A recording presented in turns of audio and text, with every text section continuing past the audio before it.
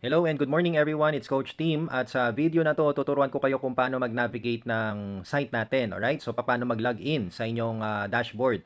So ito po, share nyo po itong video na to sa mga bagong members ninyo para mag-guide natin kagad sila, okay? So ano po ba una nyong gagawin? Syempre pag activated na yung account mo, dapat alam nyo na kung saan pupunta kagad. Anong website ang pupuntahan ninyo para ma-check ninyo yung Secrets account ninyo. So sa ano ba yung website natin? Ito po yung website natin www.secrest-inc.com. Okay, so yan po yung website natin.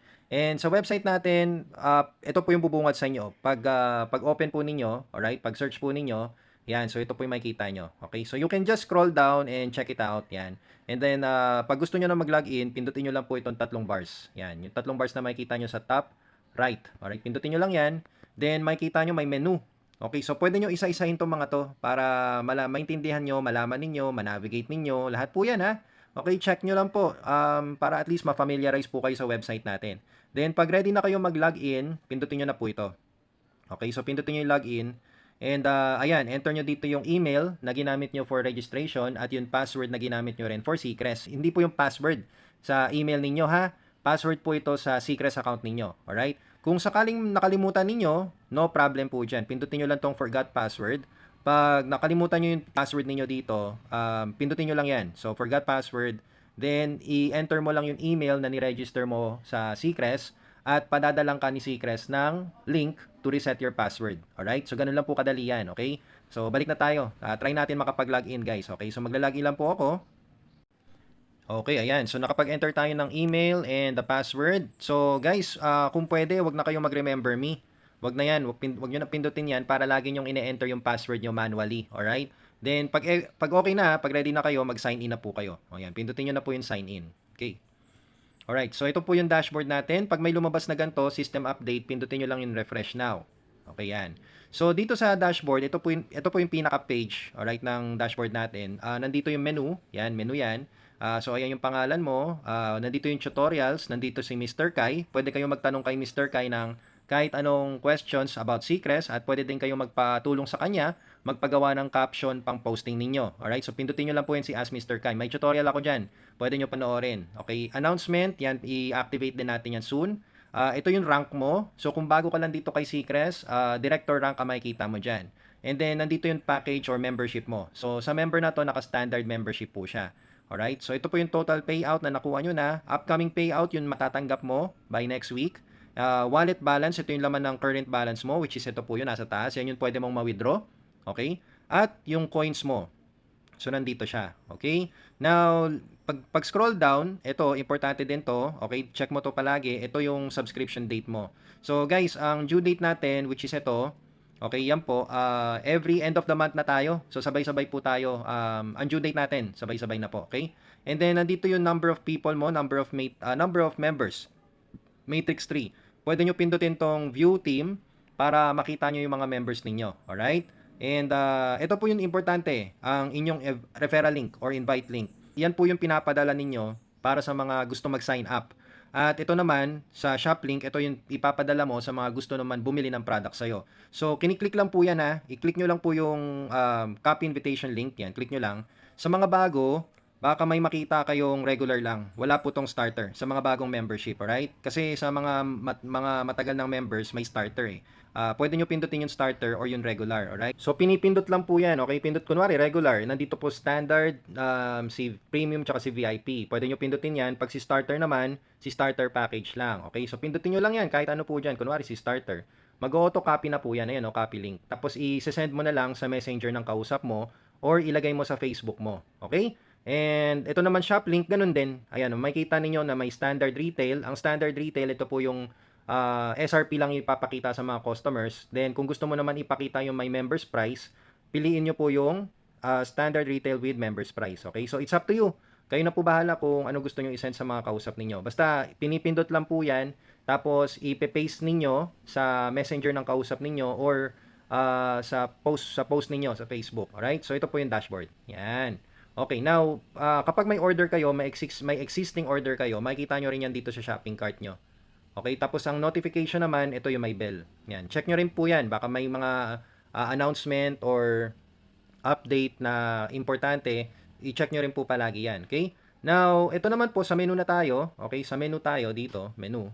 Click nyo lang po yan. And pag-click nyo po ng menu na yan, ayan, makikita ninyo may mga tutorials, yung task, yung sa rewards natin. May tutorial ako sa task, so hindi ko na siya i-train dito kasi hiwalay naman po yun.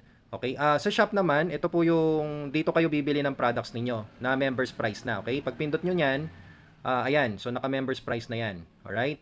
Okay, so for now, ayan, makikita nyo, ganyan, no? Okay, so members price na po yan. Okay, balik tayo sa menu. Okay, sa menu naman, reward shop. Okay, pag pindot nyo po ng reward shop, makikita nyo yung reward shop natin. Yan. Okay? Alright, the next one is financial. Alright, so sa financial, ito po, dyan nyo po makikita yung withdrawals or earnings natin. Okay, so dito po kayo magre-request ng payout. Yan, sa withdrawals. May tutorial na rin ako dyan. Hiwalay po dito sa video na to. Okay, panoorin nyo na lang po yun. Sa earnings naman, nandito po yung total na kinita or breakdown ng earnings mo. And then sa cards, dito po yung mag-i-enroll ka ng bank account mo. Alright? So, kung bago lang po kayo dito, i-enroll nyo na po yung GCash ninyo. Pindutin nyo po yung cards. And ayan, pindutin nyo lang po yung new card. Okay? So, sa member na to, wala pa siyang na-enroll kasi iba yung payout niya eh. Okay? Alright. So, ayan, makikita nyo bank. Okay? Bank. So, Video, BPI, GCash, GoTime, Metrobank. Pamili na lang po kayo dyan. Kunwari GCash, so enter nyo lang po yung account number, which is yung phone number nyo, tapos yung account name nyo, and then create lang po. Okay, ganun lang po kadali. Pag naka-create na po kayo, cancel ko lang muna to. Pag naka-create na kayo, lalabas na po yan dito. Okay, lalabas na yan dyan, at dyan po ipapasok ni Seacrest yun, payout ninyo. Okay, so paano naman nire-request yun? Sa withdrawals lang po. Yan, so dito, sa financials pa rin, alright? Every day, pwede kayong mag-request. Basta before Thursday, pag nakapag-request kayo ng before Thursday, papasok po yung request ninyo after 6 p.m. Thursday. Okay? So, meron din akong tutorial tungkol dyan. Okay? So, skip lang po natin to. Basta, madali lang po ang mag-request ng payout request dito. Okay? Alright. Now, the next one is the network overview. Ayan, network overview. Enroller 3, Matrix 3, rank guide. Yan, pwede nyo po i-check yan. Umpisa natin sa network overview. Sa network overview, nandito po yung, ayan, rank status mo, paano ka maging executive director. Yan, condition 1, condition 2, condition 3. Pwede mo i-check yan para ma-inspire ka. Alright? Then, we have the analytics. Okay, ang analytics, kung ilan ba yung pumasok sa'yo for this month. And, ayan, makikita ninyo. O, diba? Ayan, makikita nyo po yan dyan. And then, power line. Okay, sa power line naman, makikita mo kung sino yung mga ma-expire na, sino din yung mga pumapasok ngayon. So, pwede nyo to i-check from time to time. Okay? Alright, now let's go to Enroller 3. Ayan, Enroller 3 naman ay nandito yung mga members mo. Ayan, pwede mo i-check dito kung sino yung mga nasa level mo. Ayan, level 1, yung mga direct mo. Level 2, direct mo. So, ikaw na bahala kung ano gusto mo i-check dyan. Basta kung gusto mo i-check yung mga direct mo, pwede mo click yung level 1. Tapos yung status nila, ano ba status? Gusto mo tingnan yung active? Ayan, makikita mo yung active. Yan. Gusto mo makita yung mga naka-past due? Wala. Okay, kasi wala pa naman. Okay, gusto mo makita yung mga expired? Ayan, meron po. So, maraming naka-expire dito, no? Anyway, ganun talaga. Okay. So, next. Okay, puntahan naman natin ang Matrix 3. Sa Matrix 3, nandito naman yung, yung structure mo. Ayan. So, scroll lang tayo. Ayan, nandiyan yung structure mo. Kung ano yung tsura.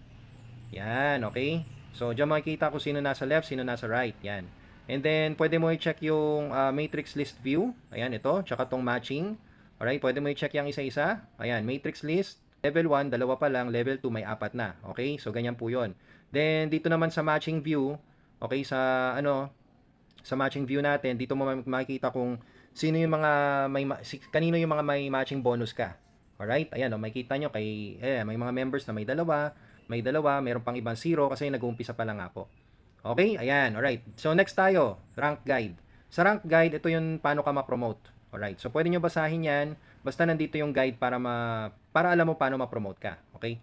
Alright, the next one, my account. O yun, sa my account, nandito yung my profile. Alright, ayan profile, orders, wallet, transaction, upgrade. Okay, so sa my account, pag click mo yung profile, so obviously, nandito yung profile mo. Kung sino yung enroller mo, pwede mo ilagay dito yung picture mo. Ayan pindutin mo yan, pwede mo ilagay yung picture mo dito. Then, pwede mo baguhin yung username mo. Yan. Okay, pwede mong baguhin yan. So, hindi ko na-scroll down kasi private information na po yan ng member na to. Basta nandito po lahat ng personal info mo. So, kung gusto mo i-change yung password mo, nandito din po. Sa orders naman. Sa pag-click nyo po niyan, nandyan yung history ng mga orders mo. Mga transactions mo, kung paano mo siya binayaran, paano yung delivery, tapos magkano binayaran mo, ayan So, dyan yung makikita. Pwede nyo i-click tong view. Yan, nakiklik po yan. Para malaman nyo kung paano or kailan pinadala, ay madali lang po yan. Okay, next one is the wallet transaction. Okay, sa wallet transactions, nandito din po yung pasok ng income mo. Alright, so wallet, ibig sabihin, pasok at labas ng wallet mo. Ano ba yung wallet? Ito po yun, oh.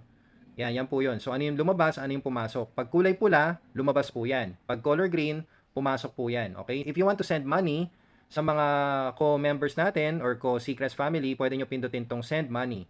Okay? Yan o, pindutin nyo lang po ito at ilalagay nyo lang po yung username ng kausap ninyo, ng member, at enter nyo po yung amount kung magkano yung gusto mo i-transfer. Alright? So, send money, pindutin mo lang yan para ma-confirm and mabilis lang po. So, i-confirm nyo lang po. So, meron tayong P2P na tinatawag or person-to-person, peer-to-peer transfer. Kaya, kunwari, gusto lang, or kung kunwari may gustong bumili sa'yo ng wallet, ito po yung gagawin ninyo.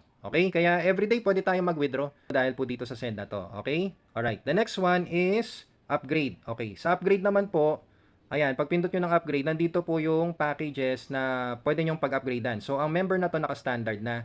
So, kung gusto niya mag-upgrade to premium, ayan, 3,000 na lang babayaran niya. Kung gusto naman niya mag-upgrade to VIP, 7,000 na lang. Kasi nga po naka-standard na siya eh. Alright, so pipindutin nyo lang yan, no? Upgrade to VIP, upgrade to premium, it's up to you. Basta nandito na po siya. Alright? Okay, madali na yan. Okay, the next, ito, last na to, si Business Kit. Ayan, Marketing Library. So, may tutorial ako kung paano gamitin yan. Ayan, madali lang po yan. Nandito po yung mga marketing tools na kailangan nyo. Pinipindot lang po yung download. Kung gusto nyo i-download yung image, yan. At kung gusto nyo kopyahin yung caption, pindutin nyo lang po yan. Para makopya nyo naman yung caption na nandito. Okay, ito po yung caption. Ayan. Medyo putol lang po siya. Pero i-copy caption nyo na lang. Para madali. Para hindi na kayo mag-iisip ng mga caption. So, marami po yan ha. I-toggle nyo na lang. Piliin nyo na lang kung ano yung mga gusto nyo hanapin dito. Kunwari, see with benefits, call to action. Ayan o, hanap na lang po kayo kung ano gusto niyo dyan. Okay? So, next one is shop link. Okay. So, shop link, may tutorial ako kung paano ninyo gamitin to. So, una sa lahat, baguhin nyo po yung URL key nyo. Palitan nyo po yan. Kasi baka yun sa inyo, ang makita ninyo is puro letters tsaka numbers lang. So, maganda po kasi palitan yan para mas mukhang legit yung website nyo. Paano palitan? Nandito po yun sa may bandang kanan pa. Pindutin nyo lang po yung edit. Okay, nandyan na po yan. So, pindutin nyo lang po yan. And ayan, so dito po, mapapalitan nyo po yan dito. Okay? So, ano nyo lang, gawin yung pangalan ninyo, it's up to you. Alright? Basta dapat one word, walang space po yan. Then, ilagay nyo rin po yung Facebook page ninyo dito. Yung link ng Facebook page ninyo or Facebook profile ninyo, ilagay nyo po dyan. Para ganito po kasi itsura niyan. Kapag i-edit nyo po yan, alright? So, ito po itsura. Okay? Para makita mo yung itsura ng shop mo, pindutin nyo lang po ito, itong view shop. Alright? So, click nyo lang yan. Ayan. Okay. So, for example, itong member na to, meron na siyang Facebook. Makikita nyo dito. Ayan o, may link na sa Facebook. Tapos meron na rin pong para sa membership. Yan, pag pipindutin nyo po yung parang may plus sign na member, para po yan sa landing page. Ayan o, diretso na po sa landing page. Okay? Ayan, yung isa naman sa Facebook, pag clinic po nila yan, diretso na po yan sa Facebook. Ayan o. O yun, alright? So, sana nag-gets nyo po yan ha. Okay, maganda po yan guys. Maganda po yung natin, shop link natin. Ito po ang ating video tutorial, alright, para sa ating dashboard. Sana marami kayong natutunan. Again, ikaw mismo ang mag-aaral, okay? Ikaw mismo magtuturo sa sarili mo. Kami naman po, mag-guide lang naman po dito. If you have any questions or concern, you can PM us. You can PM your enroller para mag-guide po namin kayo. For now, try to navigate your dashboard, explore, at try mo i-click bawat isa para matuto po kayo, okay? So, yun lang. Maraming salamat. Again, this is Coach Tim. Thank you so much for watching. Have a great day. God bless po.